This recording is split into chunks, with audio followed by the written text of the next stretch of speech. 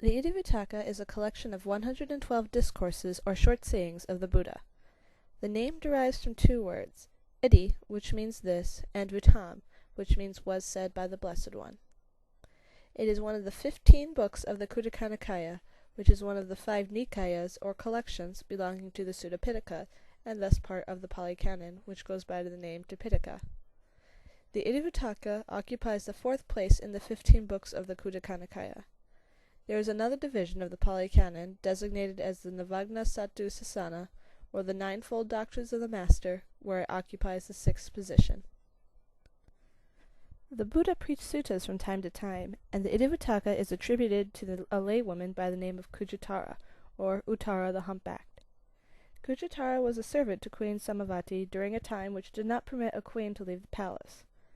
Queen Samavati eagerly wanted to learn the Buddha's discourses, so she would send Kujitara in her place to memorize what Buddha taught. Kujitara would attend the Buddha's teaching, where she would seat herself behind a curtain, and thus naturally became Bahusutta, or greatly learned. She was asked by the Queen Samavati and her some 500 ladies-in-waiting to repeat the discourses. To emphasize that the discourses were not her own, she began each sutta with the phrase, Vuttam Hattam Bhagavata, Vuttam Arahatati Mi Suttam, translated to mean, this was stated by the Bhagavan, or Buddha, stated by the Arhat, to be learned by me. Buddha himself cited Kujitara as the foremost of his laywoman disciples in terms of her learning. When the inner apartments of the palace burned down and unfortunately killed Queen Samavati and her entourage, Buddha said that all the women had reached at least the first stage of awakening through Kujitara's dedication and teachings. The name Itivuttaka was included in the standard early lists of the 9 divisions of Buddha's teaching. This list predates the organization of the Pali Canon.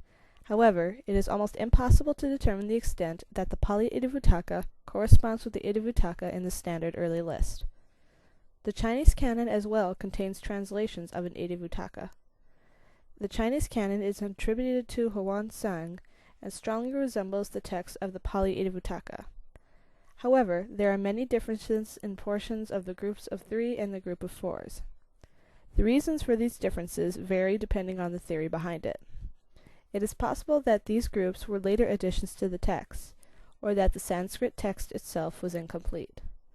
Another theory is that Huan Sang's text was left unfinished as it dates from the last months of his life. The early history of the Itivuttaka itself was originally preserved much like how Kujitara preserved it, through oral tradition. It was not written down until several centuries after the Buddha's passing. However, there is a difference between the age of the verses and the stories that further illustrate these verses. The verses themselves existed originally as a separate entity, and as a rule, stories or narrative explanations were handed down by the way of traditional comments. Because of this, the age of the ancient verses and the age of the comments are 2 distinct questions. Dr. Rice David believes that the sayings of the Buddha could be dated no later than 400 BC. The age of the comments could not have come later than the period where Bhikkhu Mahinda, the son of Ashoka, took to Lanka the Pali literature with the Atthakathikas in the 3rd century BC. It has also been discussed by Dr. B.C. Law in his History of the Pali Literature that the present 15 books of the Kujitara Nikaya were taken as an accomplished fact when the whole Pali Canon was committed to writing during the reign of Vatagamani Abhaya of Ceylon. At this time, the inclusions of the prose portions were completed as a settled fact. The use of archaic and Vedic plurals and the use of dative as an infinitive, conditional mood led to the idea that the verses in majority came from the mouths, as can be attested by the Old. These, as well as other metric irregularities, show that the verses may be in fact the actual work of the Buddha. The prose narratives show more modern phrasing. Authorship of this collection is traditionally given to Lady Kujitara, but the proper term may be compilership. Kujitara, who remembered all the verses uttered by the Buddha from time to time, arranged them together and recited them to the reticers of the first Sangiti. The authorship, though, cannot be said to be the work of one bhikkhu. It is possible that different monasteries, bhikkhus added in their own explanations in respect to particular verses, and then completed by the reticers of the 3rd Sangiti, which met in the time of Ashoka at Pataliputta. There are questions as to whether portions of the Itivuttaka are original works. The quotations may be direct or indirect when the master says iti brum, so I say, which is also found in the Dhammapada. Indirect quotations are indicated by tata vutam mahesina, so it was said by the great sage, or akasi prisuttamo, the Excellent One has proclaimed. There is a possibility that the compiler took some of the earlier Pali works, both oral and written, a certain number of stanzas, and added to them some statements of the Buddha's authorship. Anguttara, Katavatu, Samyutta, and Neti are just a few that are quoted throughout the prose portion, and when added to the repetition of passages which are not contiguous, it can be thought that the Itivuttaka is a compilation of previously existing material. The 112 discourses of the Itivuttaka cover a wide range of topics, but nearly all relate to the theme of karma. Karma is the consequences of one's actions, and is central to the Buddha's teaching, so it is logical that these discourses will be based upon it.